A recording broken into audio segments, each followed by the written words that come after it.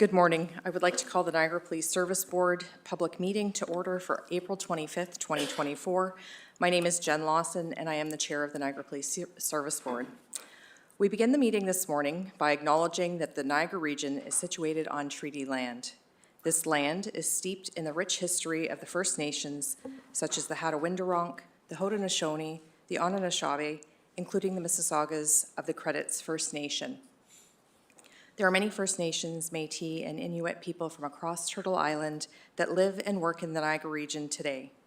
The Regional Municipality of Niagara Police Service Board stands with all Indigenous people, past and present, in promoting the wise stewardship of the lands on which we live. I'll start with roll call. Member Kiokio. Present. Member Yip.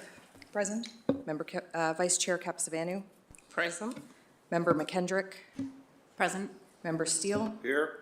And Member Gibson sends his regrets. Do any members have any declarations of conflict or pecuniary interest? Member McKendrick? I'm declaring a conflict of interest for 9.1. 9.1.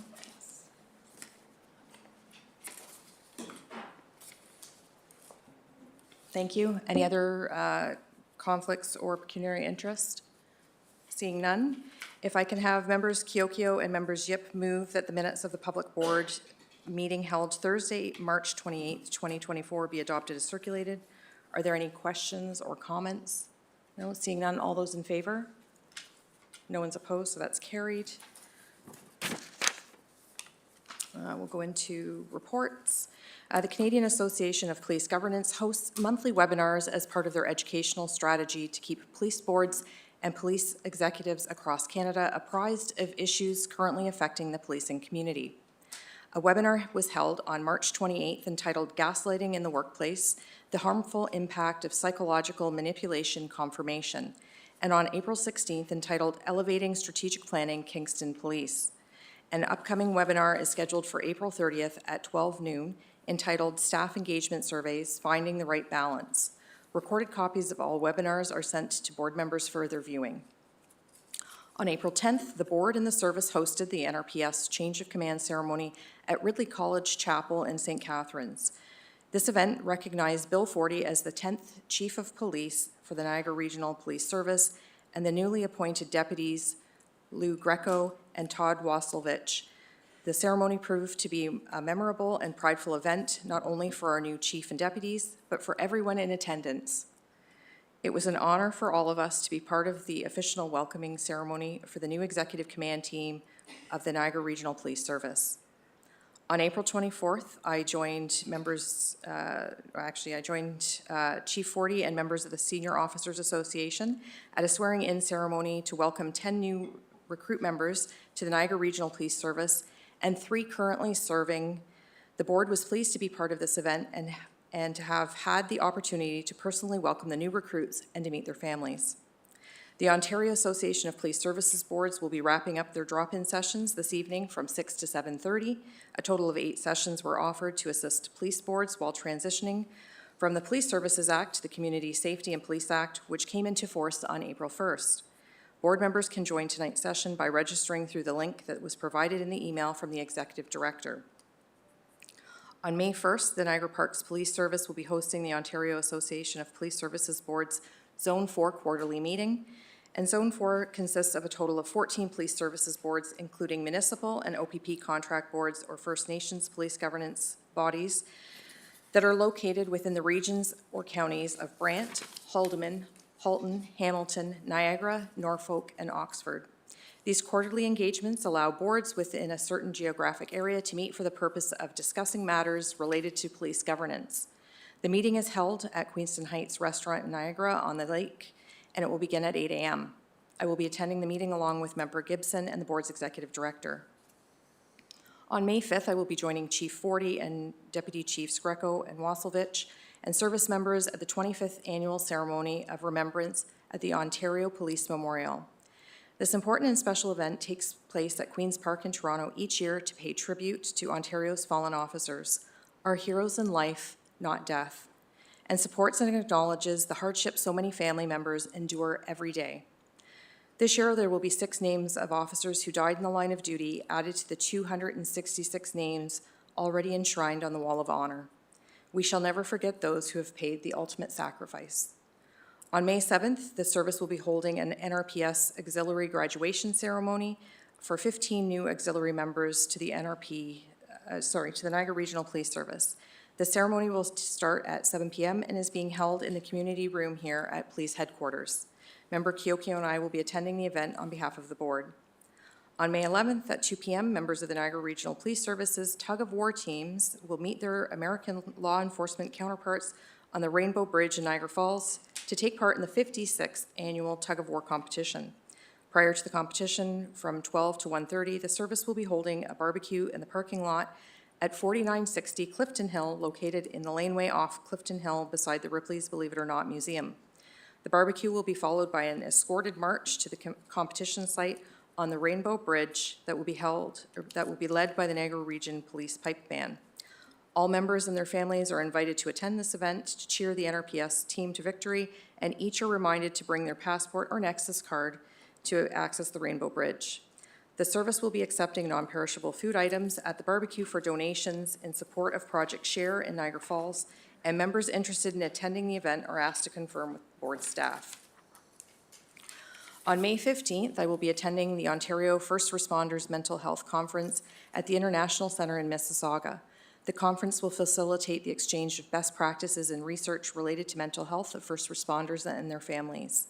Workshop sessions will include discussions regarding organizational and leadership approaches related to resilience, moral injury, cultural competence, peer support, return to work programming, care, and the importance of involving families of the first responders.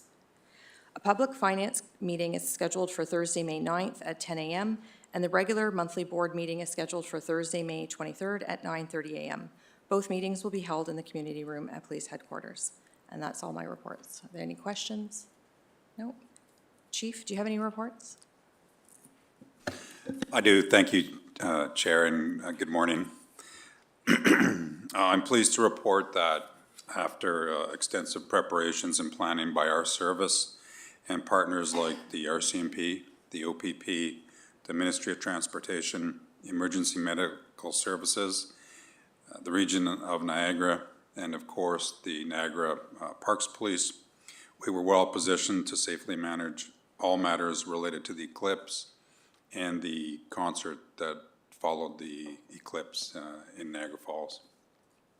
While the media widely reported on Niagara Falls, all 12 of our municipalities were under the path of totality, and our efforts to identify gatherings at a variety of parks, bars, restaurants, wineries, etc., paid dividends for all of us. We also had citizens on the water, and I don't think as a service that we could have been better prepared. So I'd like to acknowledge many of the people in this room for the great work they did in trying to keep our citizens safe.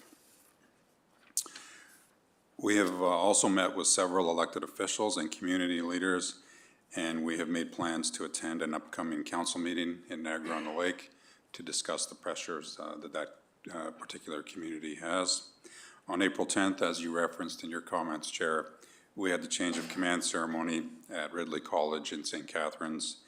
It was an event that obviously the board attended, but we were very honored to have many elected officials and community leaders attend and celebrate the promotions of Superintendent Waslovich, Deputy Chief Waslovich, formerly Superintendent, Deputy Chief Greco, and myself, so thanks again for your attending.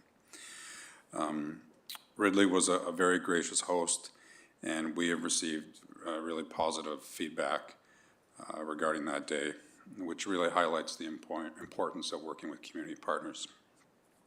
Subsequent to that, we had the pleasure of being invited to attend last weekend to participate in an inspection of all their cadets, and we did so, where we had an opportunity to meet with parents of students, administrators, and many former students as well. On April 17th, over 30 senior leaders in the organization and all the new cadets who or recruits who we had the privilege of participating in their graduation last night. We went on a diversity tour of local community and faith-based organizations.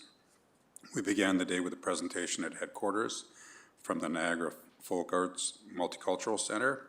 We then visited the Chinmaya Mission and Peace Mosque in Niagara Falls, followed by attending the Fort Erie Native Friendship Center, where we had the benefit of meeting with the leaders at the center and many of the people who work there.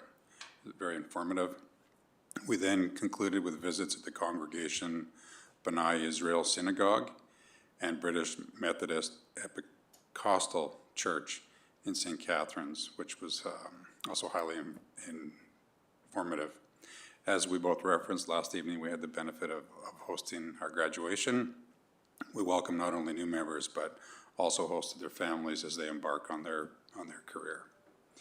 Police Week 2024 is scheduled to begin on Sunday, May 12th, and it will continue to the 18th. The theme of Police Week this year is Join Policing, Keep Ontario Safe, and highlights policing as a career and as public service. On May 16th, 2024, we'll be hosting an open house at the Penn Center from 1 p.m. to 6 p.m. with various vehicles, police equipment, educational materials, NRPS, Niagara Regional Police Service branded items for children that might be attending with their families. The units that will be attending include the Emergency Task Unit, our K9, or commonly known as our dog section, and obviously our recruiting unit will be there as well. This will be a valuable opportunity to interact with our community while highlighting policing as a career for everybody. And that concludes my comments, Chair. Thank you. Board members, any questions, comments? Thank you, Chief. We'll move into the presentations, and if Chief, I can have you introduce the first presentation.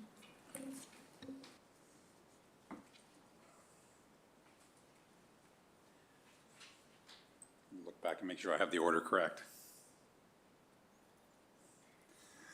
Yeah, thank you, Chair. It's my pleasure to introduce the members of our Child Abuse Unit, and they'll be speaking about the work that's undertaken in the Child Abuse Unit and some of the pressures that they face. Chair, thank you for allowing me the opportunity to come and present today. Chief, staff, everybody, thank you. So my name is Nick Allender. I'm the sergeant in charge of the Child Abuse Unit with the Niagara Regional Police. The Child Abuse Unit is comprised of dedicated, hardworking members of the service. We have 6 detective constables, myself, a special victims clerk, and 3 violent crime analysts.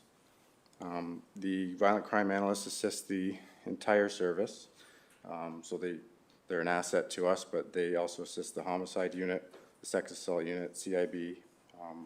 They do an incredible amount of work. They assist us with linking violent crime statistics and suspects. They enter data into PowerCase and make sure that in situations like Paul Bernardo, things aren't missed and links aren't overlooked throughout our investigations. So we currently occupy joint space with the sex assault, domestic violence, and human trafficking and fraud units.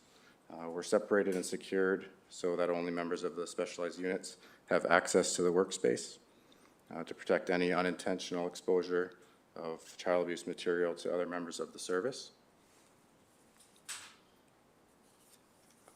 We're responsible for investigating any offenses of physical abuse by a caregiver that have occurred within the Niagara region against a child under the age of 16. Any incidents of child sexual abuse that have occurred in the Niagara region. Cases of neglect where serious injuries have resulted, life has been endangered, or where there has been a failure to provide the necessities of life. We also investigate attempted murder by a child, or of a child by a person having charge, care, or authority over the child. And we also assist other units with interviews of witnesses that are under the age of 16 and any victims of offenses outside of our mandate. So Sometimes that could occur at school if you have a peer-on-peer violence, and those children need to be interviewed properly. They request our services to assist with that. We also receive referrals or requests from other services to assist in their investigations if they have witnesses that reside within our region that will benefit their investigations in their regions. So members have specialized training. They must attend the advanced training at the Ontario Police College to conduct these types of investigations. So we have the Investigating Offenses Against Children course that's provided by the OPC. We have the Sexual Assault Investigations course, Major Case Management, which most of our offenses fall under the Major Case Management model.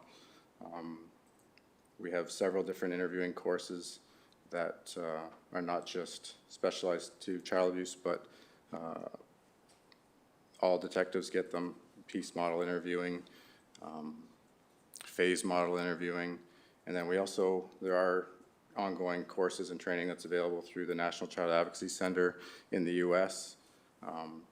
And I get emails about those courses regularly, so I offer those to the members of the unit, and they can assist us in interviewing kids that have disabilities, and basically extra education that we don't get necessarily in the Offenses Against Children course. It takes several years for an investigator to become proficient with these investigations and develop the skill set. Members must constantly update themselves with changing case law, investigative techniques, and the protocols of partner agencies.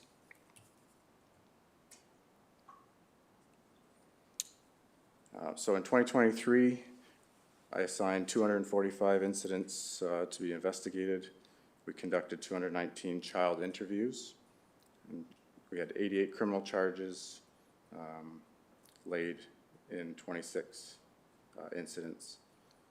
In 2023, we also had 14 incidents that were cleared by extrajudicial measures or other means. So we rely and work with community partners to offer services, especially if there's a case where we have a young child offender. They can use programs at Pathstones, like the STOP program, and we rely on facts very heavily sometimes to assist us with getting parents various programs and counseling to help them to be better parents, basically.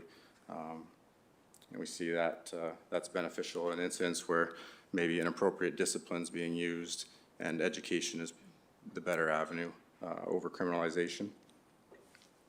We also do proactive presentations to schools. So we do present regularly to the dental hygienist program, new recruits, family children services hirees.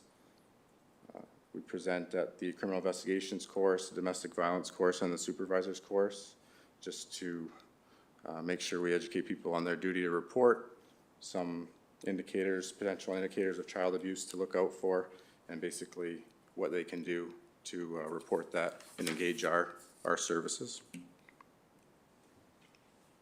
Source of calls, obviously from the front line when people call police and they file a report, those reports get sent to us. We also get calls through school administrators, teachers, principals, Crime Stoppers tips. We do get anonymous information, fax referrals and consultations, and referrals from other police services. So if we get a call, it gets sent to our queue. Sometimes we generate the calls if we get a referral through fax, through conversations with them, and then I'll assign an investigator. That investigator will start with communicating with the adults and in some cases the school administrators or fax workers and gather information, and then they begin conducting their interviews. Some cases can be very intricate and require warrants, production orders. We rely heavily on polygraph, especially in cases where we have a child who's 2 years old, let's say, and can't tell us what happened, or babies who can't tell us what happened, but they have unexplained injuries. We could have two parents that could be responsible for those injuries potentially, and polygraph is a tool that we can rely on to help us in those investigations. And we follow those investigations through trial. We communicate with VWAP and the Crown's office, and we make sure that the court process is, process is never easy, but we try to make it as easy as we can for the victims and their families by being involved all the way through and after sentencing.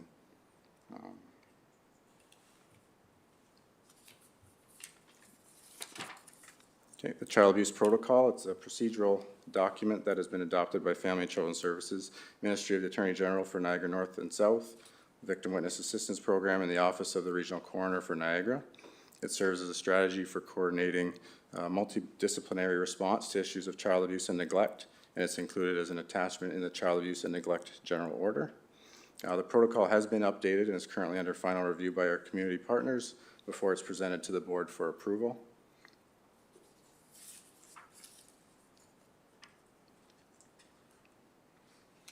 We also utilize the services of the Christian Friends Child Advocacy Center. They continue to support a multidisciplinary team approach to investigations in a child-friendly environment. So they have a building, it's unassuming, it's not a police building, and it allows children and their families to go and meet with us, be interviewed, and speak about what's happened. Afterwards, there are services available for them through the center, should they choose to accept them.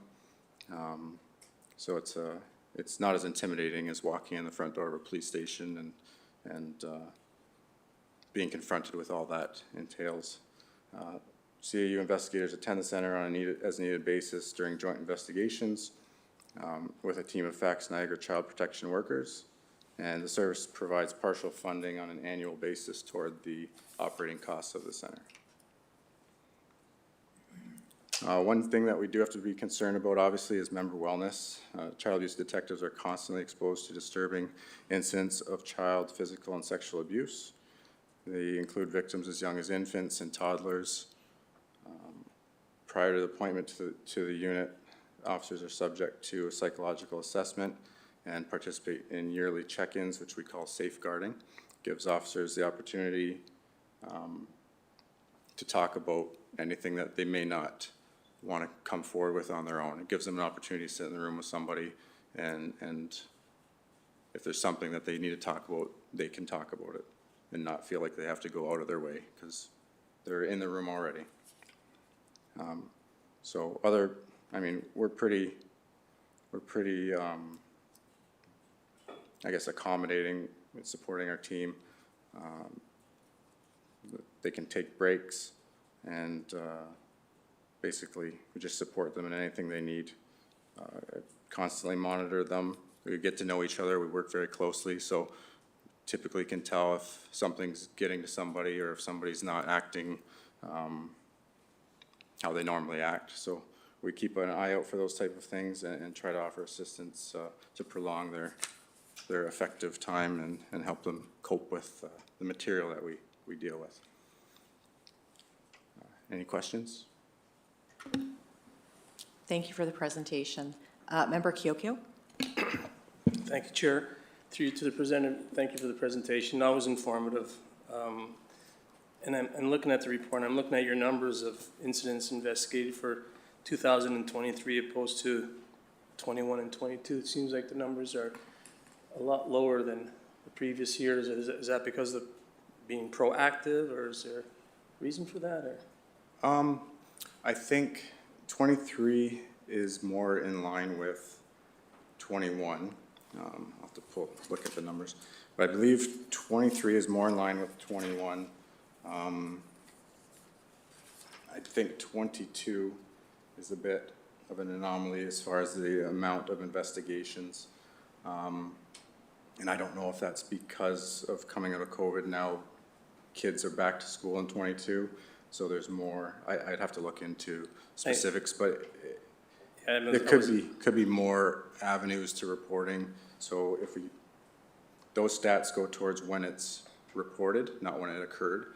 So if they're reporting stuff that happened in 21 or 22 or 20, because they now have this opportunity in school, they're not isolated as much. That is kind of the first thing that came to my mind when I saw those numbers, because obviously I saw the numbers before today as well. So, yeah, I do believe that that had an effect on that. Yeah, that was my point. I just looking at the numbers myself too, and just from your presentation, sounds like your department is being very proactive and taking some serious measures on how to get information to the people and comforting the families in that, so. Yeah, and we do, so I assigned 245 investigations, but I also manage, investigations that I don't assign. So I worked previously in the child abuse unit, so I have experience investigating these offenses. And that has been a benefit to me, dealing, like, when the calls come in, I can review them, and a lot of times I can consult with our community partners and engage services in cases that don't necessarily require a criminal investigation and maybe are better handled using those supports as opposed to a criminal investigation. In the investigations and the cases that I was assigned in 2012 are cases that I'm handling now instead of assigning, if that makes sense. So I don't know how that affects those numbers, but. I just wanted to point out here, thank you for the presentation. I think you're doing a great job, so thank you. Well, thank you. Thank you, Member Steele. Thanks, Madam Chair. On some of the same lines as Member Kiokio, under your workload chart, incidents investigated, as you said, the average is the numbers are similar. But under criminal charges, we dropped from 227 in 2021 down to 88 in 2023. That's a significant drop in charges. What's the reason for that? Again, I'd have to look and see if there was a major project of any sort in 2021. I do agree, 227 charges is very high. Sometimes we get cases that have one accused, and they could be charged with potentially 15 to 20 offenses in one incident.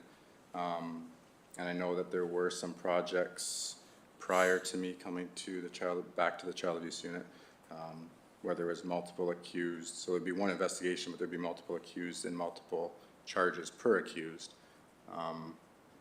So that would be one explanation why there's a large difference between the number of charges compared to 2023. I can tell you we didn't have any major projects in 23 of that nature, so that could be a factor. Okay. Just want to make sure that the Crown side of life, I mean, we arrest people, we don't take them to court, but that they're not dropping cases for any reason, so. Those would still show up. If we charge somebody, regardless of the outcome in court, it would still show up in that, Okay, in that number. all right, thanks. Thank you, members. Any other questions? I just have a quick question. Can you, we had a presentation before from from ICE. Can you just talk a little bit about how it's coordinated between yourselves and ICE or vice versa? Yeah, there is quite a few instances of overlap, obviously, because the victims in ICE are usually of the age of that we would interview. So if they have a live victim in our area, we will interview the victims for them. Same with any witnesses. If they need interviews from children, they come to us to assist with that. If we do get investigations that involves internet child exploitation and there is a hands-on physical offense against a child, then we usually take the lead on those investigations and rely on their assistance for the technical aspect of it, and vice versa. If it's primarily technical and there's no hands-on offense, then they take the lead on that, and we assist them with the interviews. Thank you for that. Any other questions?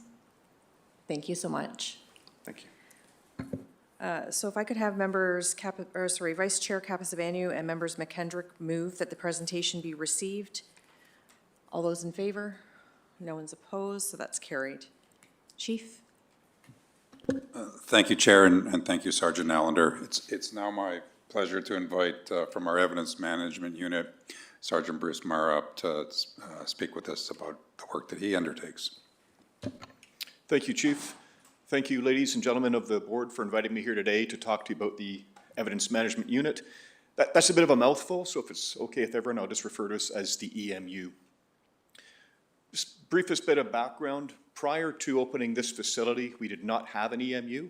What we had was 6 different people at the 6 different locations throughout the region. And what that meant was you had multiple standards, you had multiple storage locations. If someone was sick, if someone was on leave, there was vulnerability there because you'd had someone backfilling who maybe didn't know the job so well. You also had the problem of people, including police officers and members of the public, showing up at locations expecting to get their property only to realize it's somewhere else. So that wasn't a great model. When we opened up the facility here, we established the EMU. We established a single standard, which I'll talk about a bit more in a moment. We have one point of contact. We have redundancy in the staff to address the leave and sickness and that sort of thing. And we essentially have one storage location, so people aren't showing up at the wrong place. You'll notice the asterisk beside one storage location. We do in fact have additional storage in Welland, but that's older cases that we rarely touch. And so to all intents and purposes, we're here. And here, I mean the back of the building off of the Portage Road entrance. So where we fit into everything, I report directly to the Superintendent of Corporate Services. Reporting to me, I have 6 evidence clerks, 1 firearms specialist, and 1 drug specialist. And I would be remiss if I didn't point out, they're the ones that do all the work. I simply enable and manage them. They do a fantastic job.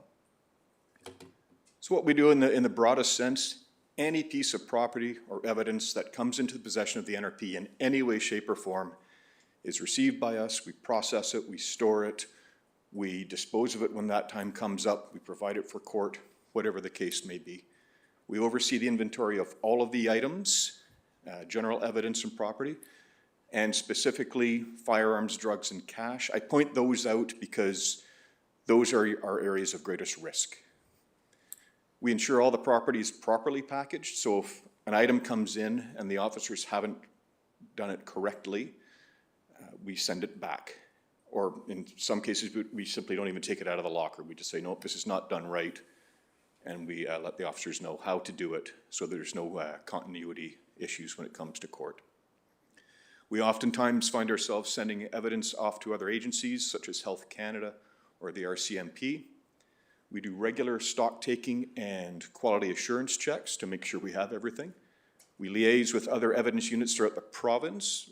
Every 3 months, we do a teleconference with other evidence units through the OACP. We return evidence to the rightful owners, a very important role, and we follow the standards that are set out by the International Association for Property and Evidence. I'll talk a bit more about them in a couple of slides.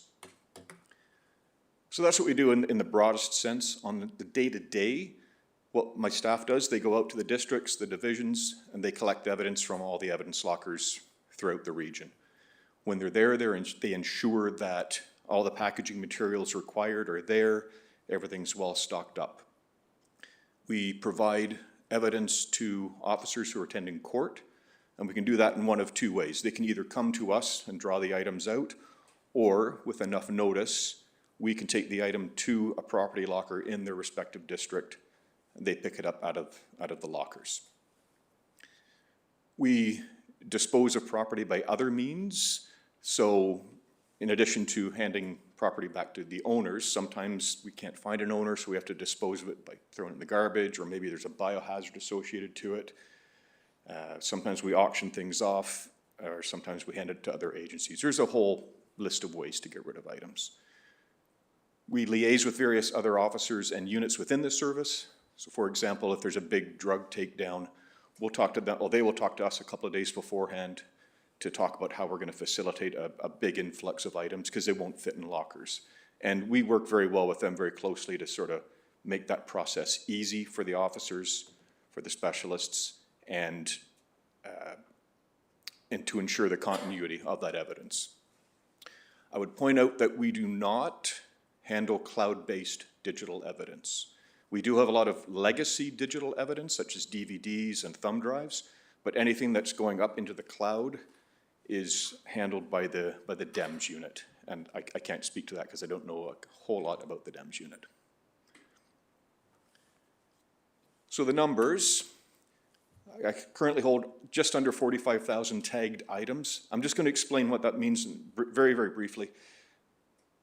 If an officer goes to a scene of a crime and seizes a screwdriver, for example, they'll take that item, they'll put it in a bag. Through our Versadex system, they're going to produce a printed tag with a barcode. So that'll be one tagged item. The same officer goes to a different call later in the day and seizes a bag full of tools. They'll take that item, put it in a bag, and they'll describe it as one bag with multiple tools. So in the one instance, you've got one item, one tag. The other instance, you've got maybe 50, 60, 70 items, one tag. So that number's a little misleading. Conservatively, there's 250,000 items in my warehouse. But in terms of inventory and scanning and that sort of thing, just under 45,000. 1,000 firearms, 8,500 drugs, and just under 2,500 security items. What we try and do in the evidence unit, and what all evidence units try and do, is for every item coming in, an item goes out. Because if you don't manage to maintain that 1-to-1 ratio, sooner or later I have to go to the chief and ask for another building or another room. So we do try and get to that 1-to-1 ratio. We're very close to it. The numbers there, 1,500 items in each month and 1,464 out. That number's shrinking. Those numbers are taken from over a 10-year period. And I can tell you in 2022 and 23, we actually got rid of more items than came in. So that number's closing in, and we're on track in 2024 to do that as well. And just as an aside, homicide and sex assault cases, because of their nature, they tend to stay a whole heck of a lot longer. So I mentioned the IAPE. They're one of the, they're the largest property and evidence association in the world. There's a lot of other evidence associations, but they're usually based in the United States, and they're state-based. So there'll be one in Missouri, one in Texas, et cetera. The IAPE offers evidence training, certification, and accreditation. I would suggest 95% of people trained in Canada in evidence handling have been trained by IAPE. They are the standard. The other people are much, much smaller organizations, oftentimes someone that's left IAP and try and make their own way. So they act as a resource for us. They give us quarterly newsletters. I think there's a quarterly journal. They do the odd webinar to talk about various trends and emerging practices. They really do set the standard throughout North America and, in fact, the world. We are accredited by the IAPE, and we're the only accredited agency in Canada, one of only 12 in the world. The International Criminal Court in The Hague is accredited by IAPE, so that's the kind of company we're keeping. Our accreditation is up this year, so we're going to renew that. We're at the very early stages of that. I just sent the application in 2 weeks ago. So we're renewing our general order with regards to property and evidence. We have reviewed and renewed all our standing operating procedures. We have reissued our packaging manual, and shortly I'm going to receive a survey from the IAP, which I have to complete. It's roughly 800, I put the asterisk there because we really don't know, it's a newer program. Roughly 800 questions which I have to address. There'll be a week-long site visit. They'll then leave, produce their report, and the report will come back and say, well, here's the 4 things you have to do, whatever number that is. Here's the 20 things you probably should do. We'll address those and we'll become reaccredited. There's no doubt in my mind we'll regain that accredited status because we're already doing it. That should happen. They're going to come in October for the visit, and by the time all the reports are done and the questions are addressed, looking early January, February of next year to regain our accredited status. So why do that? Oddly enough, there's no federally or provincially mandated methodology to any of this. Toronto does it different, Hamilton does it different, we all do it different. So we've chosen to use the standard set by the industry leader. And not only that, we follow the standard, we test ourselves by having them come in and tell us whether or not we're doing it right. We do that, it demonstrates commitment to our community. People in Niagara know that I can put my hand on my heart and say we're doing the best. We're following the industry best standards that's set out by someone else, and they've come in to say, yes, you're doing a good job. It also helps, obviously, with our criminal justice system. When evidence is handled properly from seizure to presentation in court, that goes very well for us, and it helps us. And again, in terms of our reputation, I can't really speak how important it is, you know, in court when they can't question the continuity. So that's why we are very serious about getting the accreditation recertified. Are there any questions from any members of the board? Thank you for that. Members, any questions? Member Kiokio? Thank you for presentation. Through you, Madam Chair, you said that the guns are a big part of your department. How do you dispose of the guns if they need disposing, and drugs as well? Just, I watch CSI once in a while, but I don't think that's right. Thank you for the question, through you, Chair. So firearms, some will be returned to the owners if that's the order of the court or if that's appropriate. Many, however, are destroyed. We've got a hydraulic shear. It's a big hydraulic pair of scissors that cuts the guns up. There's a prescribed manner that is done through the RCMP prescribes how that's best done with long guns and handguns. So we follow that, and then we simply remove it as scrap. There have been times where we've taken it to DeFasco and Hamilton to put in their furnaces, but that's a bit of an exception. With regards to drugs, we package up all the drugs that are ready for disposal. I should back up a minute. We don't give drugs back, period. We package them up for disposal. We take them to a facility called Stericycle, which is just outside of Brampton.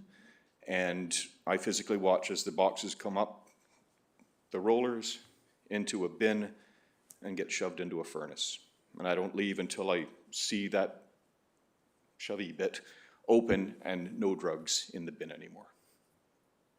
And you're okay after that? No, thanks. That was very interesting. My second question: when you're being accredited, and then I know they're looking at your policies and procedures, and once you review them and you get your report back, do they come back and revisit to see that you're following through with what they've recommended? Is that how it works? Through the chair, thank you for the question. The last time they accredited us, I think there was 13 items we had to, they were referred to as critical requirements. So we had to provide some sort of evidence that we'd done those things. In one case, I sent photographs to show that we had cleared out one room of all the items that were sitting on the floor. There was a few others where I basically said, yes, we've done this, and where I could send photos, I did, or if one required that an SOP be written, I would send the SOP. What I didn't mention was, though we gain accreditation in whatever year, every year they send a sort of a renewal questionnaire. It's much shorter, much easier, where I basically look at it and say, yes, we're still doing this, no, we're not doing that, and if no, why? Anything additional we're doing. So it's sort of they don't come back. They're just taking my word on it, really. I send it through the chain, so Chief doesn't know this yet, but he's actually going to sign it saying that this is the case. That way it's not just me saying, yes, it is. I have to report higher saying we're doing it. Okay, I just want to make sure that it was followed through once the recommendations were made. And how often you accredit how many years? Through the chair, the normal accreditation is 3 years. 3 years. Because COVID hit us back then, right as we were getting accredited, it's impacted everyone. Our accreditation technically expires in June. They had added it's normally 3 years. They had added a year because of COVID, And because they're having staffing problems themselves, they're just gonna extend our accredited status. When we get accredited this coming year, it'll probably be January 2025. We'll be accredited until January 2028. Great. And the only reason why I'm asking these questions, I'm glad that you're following through. And I work in long-term care.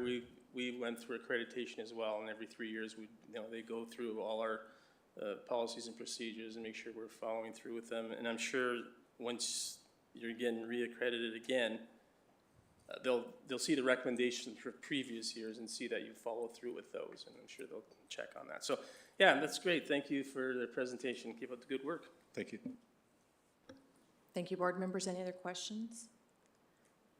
Thank you. I'm glad to hear that we're going through with the accreditation, and it's unfortunate that it's not a standard across Ontario right now, that we're all handling our evidence in a certain way, because I'm sure that would help out the court systems, but maybe we'll get there one day. Thank you for the presentation. Thank you. If I can have members Steele and Kiokio move that the presentation be received. All those in favor? No one's opposed, so that's carried. Chief, the last one. Thank you, Chair. It's my pleasure to now invite up Mr. Stephen Harmon up.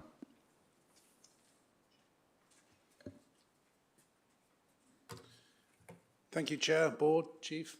Good morning, everybody. Today I'm going to give you an overview of materials management. I'm the manager here of materials management. We're going to talk about fleet and quartermaster. So a little background on fleet and quartermaster. We operate from a standalone location at 3551 Town Line Road in Thorold. Fleet and QM support the supply and the procurement, the facility maintenance, and the automotive needs of the NRP. Fleet and QM is made up of 13 full-time civilian staff. So how are we structured? I report into the Superintendent of Corporate Services. Reporting into me, we have a fleet coordinator, a fleet services clerk, a fleet unit clerk, and a QM procurement coordinator. On the fleet side, we have fleet service technicians, 5 of them report into the fleet coordinator, and 1 courier. And on the QM side, we have a QM clerk and a purchasing clerk that both report into the QM and procurement coordinator. So an overview of quartermaster. Quartermaster is made up of 2 departments, distribution and procurement. Both of these departments are working alongside one another to provide the most efficient supply solution available to the police service. The distribution side of this. So we distribute all of the police equipment, including the clothing, specialty equipment, stationery, medical supplies, any PPE, items like those. We do all the fittings for the new hires. We do all the promoted members, upgrades to their uniforms for both sworn and our professional side. We receive all the new orders and stocks for future distribution to the service. For procurement, we do all the informal procurement of all the low-value items. We assist the region with all our formal procurements, including our RFPs, RFTs, RFQs, along with board reports that come to yourselves for any of our purchases that exceed our approvals. We have active membership in the Police Cooperative Purchasing Group, otherwise known as PCPG. We purchase all of the office furniture requests. We facilitate with all the minor building renovations for the service. We submit and track all of the facility work orders for the service, and we manage the NRPS tuck shop. So quartermaster, the numbers really. Quartermaster has processed over 2,000 individual requests in 2023. Of those 2,000 plus requests, 1,600 or more are individual uniform requests. 300 are requests for supply items, stationery, medical supplies, or PPE. 100 plus tuck shop requests. We hold 1,300 unique items, including uniforms at quartermaster. We hold 70 items unique for the tuck shop, and we process 700 purchase orders to individual vendors in 2023. An overview of fleet. Fleet is comprised of 2 departments, administration and technical work. Both these teams are working daily to provide the best automotive service for the police. We ensure everything is serviceable and functional, and to provide the best and safest service for the public. So the admin side of fleet. So we purchase all of the vehicles for the police service. We purchase all the specialty equipment that's used to build the police vehicle once it's been delivered from the manufacturer. These include barriers, lights, control boxes, radios, those such things. We purchase all the non-speciality items used in the general maintenance of the vehicles, so oil filters, tires, brakes, what we generally get on our vehicles. We manage all of the fuel usage and the payments for the service. We manage Key Tracer, which is our vehicle allocation system. We manage and track all of the MTO certifications annually, our licenses annually, our permits for all of our service vehicles. And we track all of the mileage for the service vehicles for future planning for maintenance and replacement. On the technical side of things, we receive all of the police vehicles for non-scheduled maintenance. So that would be anything that somebody's walking in for. We deal with all our general and scheduled preventative maintenance for the service. So these would be PMCs, PMIs, PMDs, PMUs, which I will go into a little bit more in, I think, 2 slides' time. We deal with all our custom fabrication work to the vehicles. So any welding, anything that's over and above when the vehicle arrives as is. This can include the installing of the barriers, installing of the lights, all our decals, all the rewiring that's required in the vehicles. We process all the paperwork for the vehicles through our vehicle maintenance system, which tracks all of our mileage, also forecasts all of our preventative maintenance schedules. We install all of that specialty equipment that's used in the build of the police vehicle. Again, this would include our cages, our barriers, our lights, our control boxes, our radios, etc. We install all of our non-specialty items used in the general maintenance of the vehicles. Again, oil filters, tires, brakes, which generally most people get in their vehicles. And we intend and provide inspection reports for an MVC where a fatality has occurred.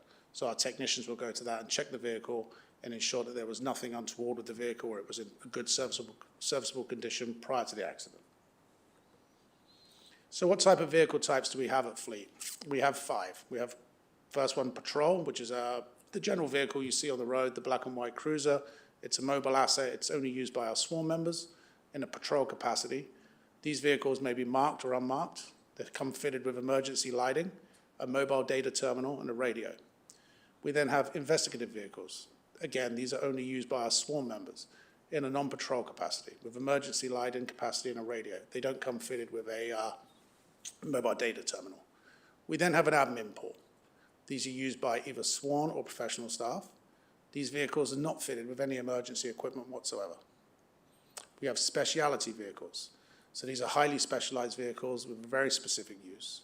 Examples of this would be the transport vans, a bomb truck, or a dive truck. And then we have multi-purpose vehicles. So these are used by sworn or civilian members for the purpose of transporting goods or people. Examples of this would be a cargo van or a minibus, public order vehicles, that type of thing.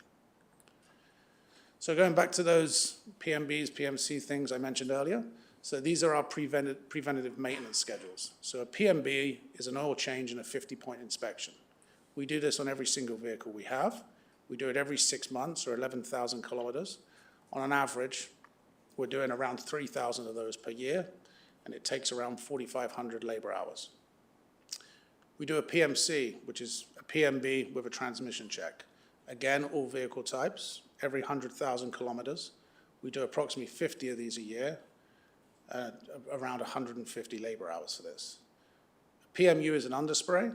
It's done only on our specialty vehicles. We do this annually. We do around 40 of these a year, and they take around 40 hours. PMD is an inspection for our CVOR vehicles. So a CVOR vehicle is anything over 4,500 kilograms. It's annually. It's 15 of these a year, around 30 labor hours. And a PMI is biannual on a bus. A bus is considered anything over 10 seats. We do them biannually. We do 15 of these each year at a time of around 30 labor hours. So Fleet by the numbers. We have 352 vehicles at the end of 2023. We don't include our marine vessels, our trailers, or ATVs in those vehicles. This year, currently, we have 41 new vehicles that are being prepared to go operational. Some of them are at Fleet now, some have actually rolled out. They are used to replace the aging fleet, plus we have 15 new vehicles being purchased over 22, 23, 24 for fleet growth.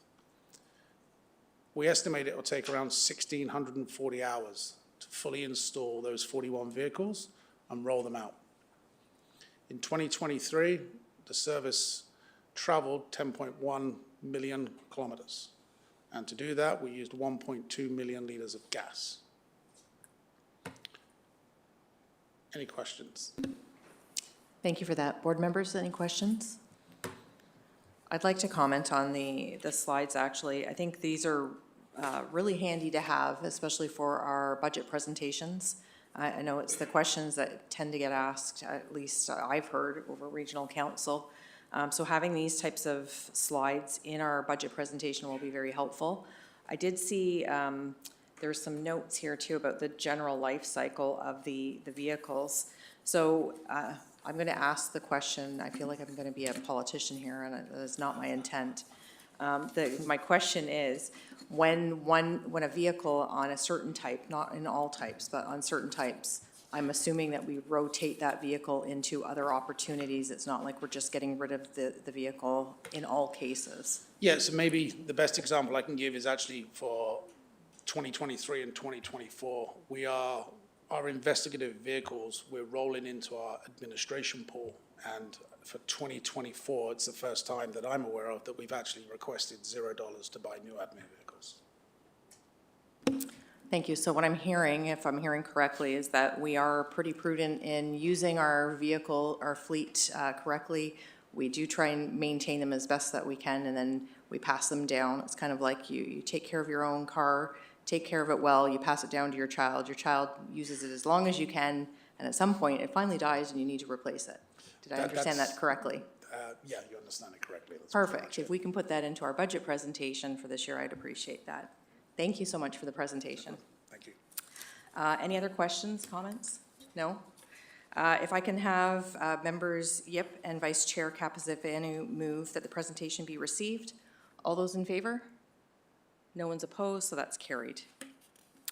We'll move on to items 8.1 to 8.10, and we're going to move those in block. If I can have members McKendrick and Steele move that the information be received. Any questions, comments? No? Seeing none, all those in favor? No one's opposed, so that's carried.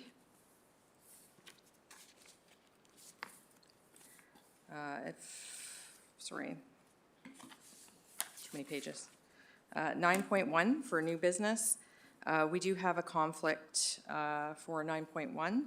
If I can have members Kiokio and members Yip move that the board endorse the CSWB 911 action table findings and recommendations as approved by Regional Council at its meeting held March 21st, 2024. Questions, comments? Yes, member Yip? Thank you, through you, Chair. So the findings and recommendations from the Community Safety and Wellbeing Plan 911 action table are in part related to a motion that I brought along with Councillor Witteveen to explore the need and appropriateness of police and/or EMS to mental health calls. Toronto has been running a pilot project for a mental health only response, and Ottawa has just gotten underway with their pilot project. The local action table, which includes the chiefs of police and EMS, has recommended that Niagara look at doing the same, and having the endorsement of the Police Services Board will undoubtedly be helpful in any requests for funding we might make ourselves or in partnership with CMHA Niagara. Given Chief Forty's role at this action table, I think it's important to ask him to share his thoughts about endorsing these recommendations. Thank you. Chief? Thank you, Chair, and through you. As referenced, I had the benefit of being a part of this undertaking. On March 5th, I joined other leaders of at the region at the Public Health and Social Services Committee meeting, whereby there were 5 recommendations.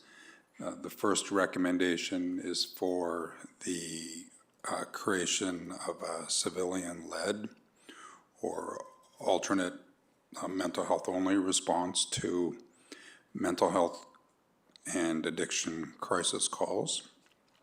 And in support of that recommendation, which was the first recommendation on the list, is recommendation number 5, which is a request for the Canadian Mental Health Association to attend and provide a presentation to the Public Health and Social Services Committee on how they can, how we can best do that. So I am supportive of this initiative, and my hope is that it's a step forward to creating, a tiered response to crisis calls. Perfect, thank you. Other comments, Member Yip? No, Member Capasvani, did you have your hand up? Okay, it's okay. Any other questions, comments? No, seeing none, all those in favor? Yep, so that's all in favor, so that's carried.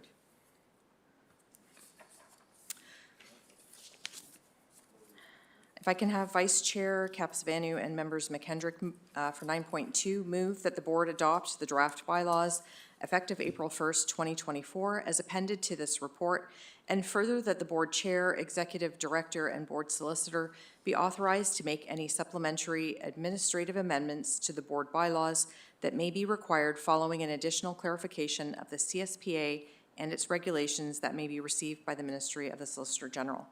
Any questions or comments? Member Steele?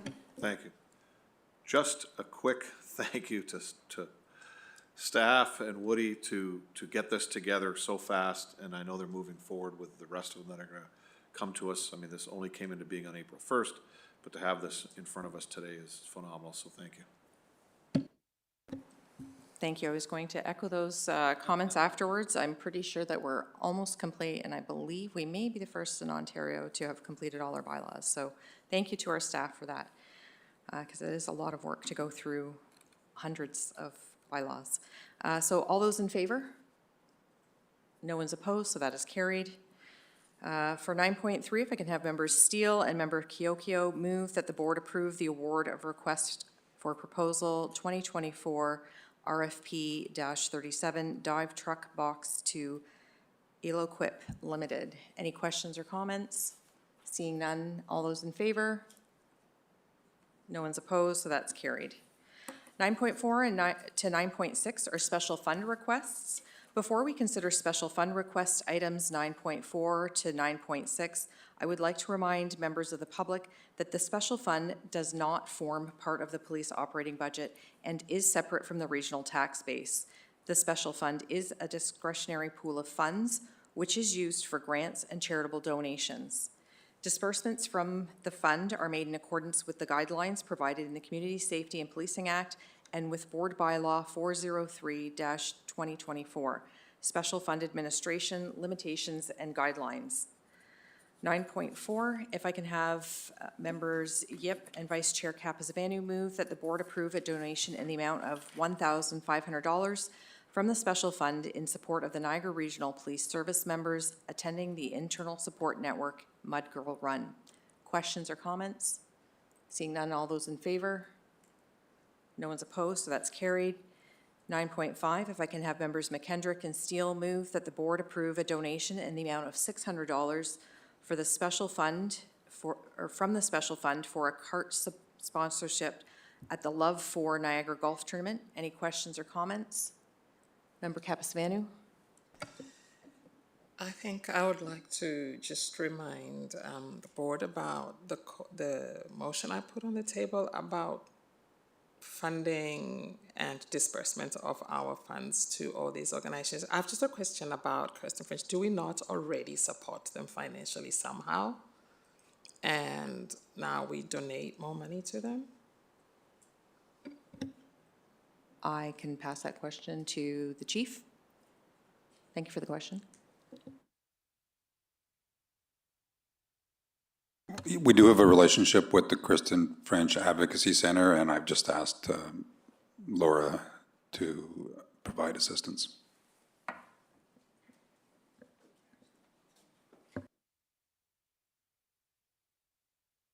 So through to the chair, yeah, we have $100,000 that we include in our operating budget for the Kristen French Advocacy Center.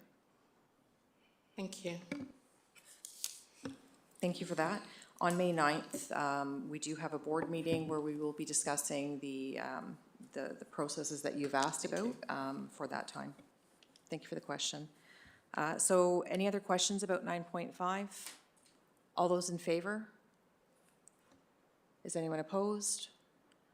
That is carried. 9.6, if I can have members Kiokio and Yip move that the board approve a donation in the amount of $1,500 from the special fund in support of the Niagara Regional Police Service Police Week event. Questions or comments? Seeing none, all those in favor? No one's opposed, so that is carried. Do any board members have any other new business? Member Steele? Thank you, Madam Chair. Just a shout out and a congratulations to Peel Region, especially Chief Diriapa and his team in the recent gold heist at the Toronto Airport.